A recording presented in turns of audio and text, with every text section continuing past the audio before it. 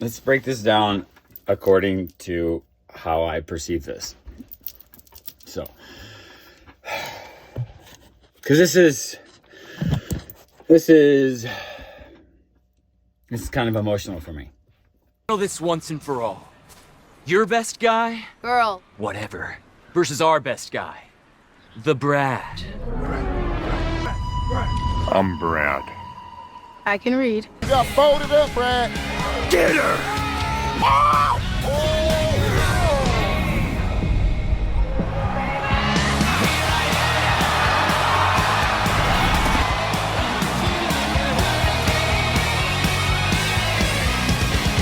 So, on the one hand, we have the messaging.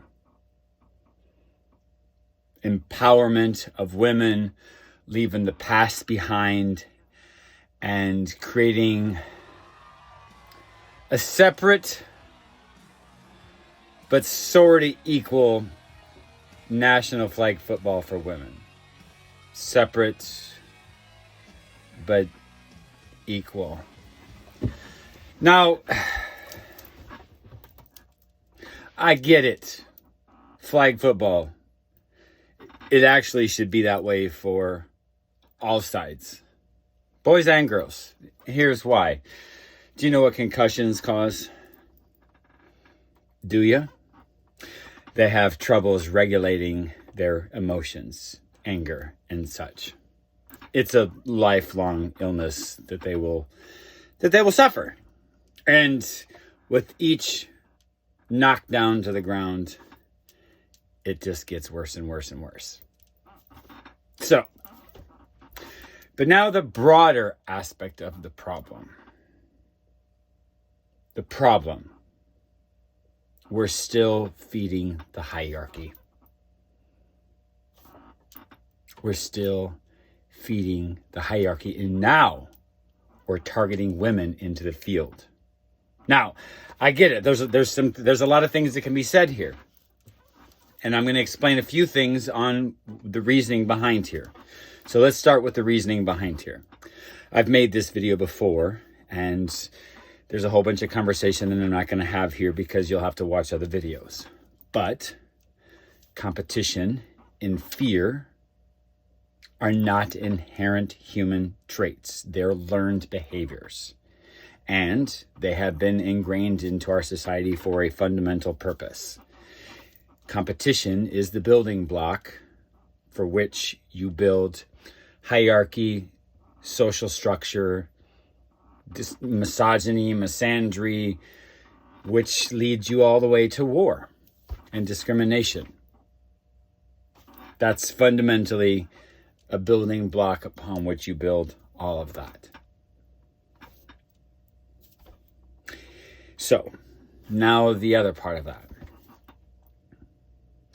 I understand the value in creating competition because competition feeds the machine capitalism. Because you're always trying to outdo another. And it creates more buying, spending, power, consumption. Capitalism, feeding the machine. Competition feeds you to, I got to have a house bigger than my neighbor. They got a new car, so I got to get a new car because I have to compete with the Joneses. Because if you don't fit in, you're an outsider. All of this is from a building block of competition. It's not money that is the root of all evil. It's actually competition. So, we have competition feeding this competitive spirit. Now, competition is sold in the church and body as acceptable. Pride is sold as something against God. It's not a good thing. That's what they tell you. So again, there's lots of conversations in here to what reasoning I've got behind this. You'll have to watch other videos. But pride is an indoctrinated religious theory to weed it out of your culture. Because competition is one side of getting people to do more, but pride, however, when you hear pride, you're probably also going to associate it with competition. But when you've not been taught competition and you introduce pride, it's confidence in having done something worth doing that doesn't negatively affect others and is an influence for all. So there's a mindset shift that has to be done, and I'm going to work on a lot of this detail. As you may or may not know, I've been working on a series of 6 books to earn the Nobel Peace Prize for Humanity, and it's a gift to the world that I was going to bring at the end of my life. I've literally been working on this for 34 years. So there's a delicate story to be told because it is, again, for everybody. So I'm going to be working on that. But I'm going to conclude this video by saying that there's some bit of irony in some of the things I've been posting on social media for about, 6, maybe 9 months. When I said that I realized I was going to be going back about 5,000, maybe 7,000 years, just lightly touch, and introduce our world to you through a new set of eyes. And that's my first in the series of 6 autobiographies. Western culture, 5,000, possibly 7,000 years into the past, up to my birth, and me being about 17, 18 years old, and then being a homeless kid on the street. And then that's where the first book will end. I want to pay special attention to about 5,000 years before my birth. Been kind of running with this theory now for about 9 months or so, somewhere along that. When I joined the Redbook app, the Chinese app, and have been greatly influenced by understanding Taoism, however you pronounce it, that is something much more. Christianity is sort of the bedrock of Western culture. Taoism is dare I say, an umbrella under which is Eastern culture. But it's a bunch of building blocks that independently people may think that it is a standalone example of Eastern culture, but there's a necessity of all these building blocks together to get an understanding. So this is sort of a new kind of thing here that I'm understanding just like in the last few weeks. And of course, this has been an evolving sort of practice to understand. I'm actually building a new schedule. I've talked to some people about this. This is going to be my Monday, Wednesday, Friday. I don't know why I wrote Monday, Tuesday, Wednesday. It's Monday, Wednesday, Friday is going to be my schedule. And then I'm going to do a Tuesday, Thursday schedule, and then Sunday is going to be strictly designated to a spiritual day for me. And I'll kind of put a little bit looser of a schedule and lots more naps and walks in nature and things like that. Even some art. I'm going to be scheduling some art. Probably Tuesdays and Thursdays will be my art day. And I'm actually going to be using these things that I just mentioned are the building blocks under the umbrella of Eastern culture. So I'm sort of replacing my Western culture ideas with Eastern and embracing them in full embodiment.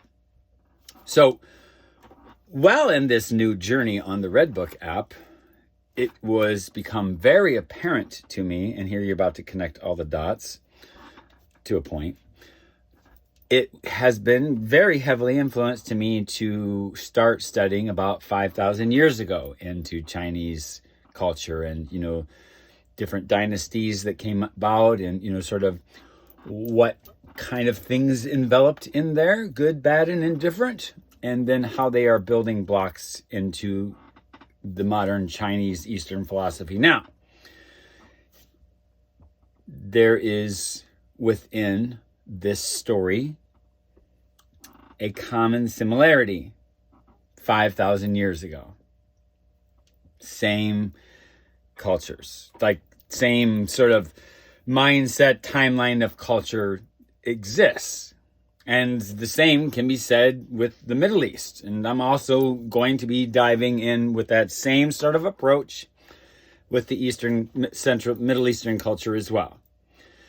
And all the cultures in the world, but those are some pretty big chunks that are going to cover a lot. So this is going to be quite the year for me in 2025. And I look forward to sharing some of this understanding and change on about a dozen YouTube channels, each one with a very specific task. And then, well, that's all I'm going to say for now. But I have not been this excited about life for about 14 years. 2010 is the last time, leading up to just into January, and about the 15th is when it all fell apart of 2011 of January. There's some hazy days in there. I'm not going to get into specifics, but we're just going to do it there. So this has been an excitement, and my whole brain is rewired. I'm a completely different person. I am so mentally affected by my understandings that I cannot envision going back. In a way, I keep telling everybody not to be discouraged when you look at the things falling apart. With each generation, we do, in fact, through every culture around the world, we do get better. Fairer, just more resonant, accountable, theory, practical, cost, risk, benefit, reward analysis. There's a lot of things. We do get better. We are getting better. We will still continue to get better. And I hope to be a very big chunk of that part in a book that I am pretty sure at this point will be translated in several different languages. I've had many conversations with people, some very recent, who are very excited about this event. There are literally hundreds of you over my last, 34 years, having talked about this book. There are hundreds of you. Low key for most of that, but here at the end, you guys are anxious, and so am I. But again, just going to close this. I got to get this right. There is a lot riding on this, and one of the biggest ones is my pride. My pride in doing this right, with the right reward to every single person in this world. And that's my promise to you.